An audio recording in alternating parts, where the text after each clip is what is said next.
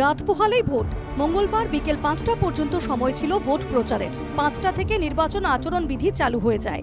অভিযোগ, নির্বাচন আচরণবিধি লঙ্ঘন করে রাত ১১টা পর্যন্ত বিভিন্ন জায়গায় প্রচার চালিয়ে যান হাইলাকান্দির কংগ্রেস প্রার্থী রাহুল রায়।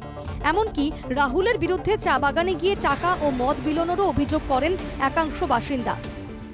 বর্তমানে 11:10 বাজে আপনারা 5 মিনিট আগে দেখছেন যে রাহুল রায় ক্যাম্পিং করে, ইলেকশন ক্যাম্পিং করে, যেটা আজকে 7 তারিখ 5টার ভিতরে শেষ হওয়া কথা।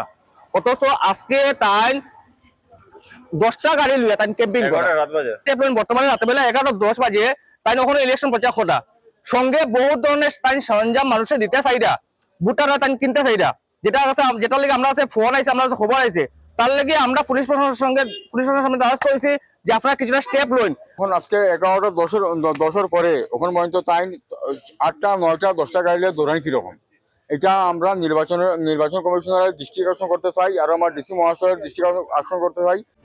বিষয়টি নিয়ে থানার দ্বারস্থ হন অভিযোগকারীরা। হাইলাকান্দির রূপাছড়া চা বাগানে প্রচার চলাকালীন রাহুল রায়ের গাড়ি আটকে রাখেন একাংশ স্থানীয় বাসিন্দা। কংগ্রেস প্রার্থী ও স্থানীয়দের মধ্যে উত্তপ্ত পরিস্থিতির সৃষ্টি হয়। পুলিশি হস্তক্ষেপে পরিস্থিতি নিয়ন্ত্রণে আসে। I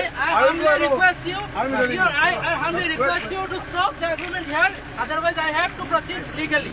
Tell me one thing, I cannot go alone. I have to proceed legally. No, I don't go alone. If you don't obey my I understand. advice, then I have to I cannot go alone. I cannot. Congress প্রার্থী রাহুল রায়ের গাড়িতে তল্লাশি চালায় police. তবে গাড়ি থেকে কোনো আপত্তিকর কিছুই মেলেনি বলে জানিয়েছে পুলিশ। হাইলাকান্দি থেকে অনুপম সিংহের রিপোর্ট, NKTV বাংলা।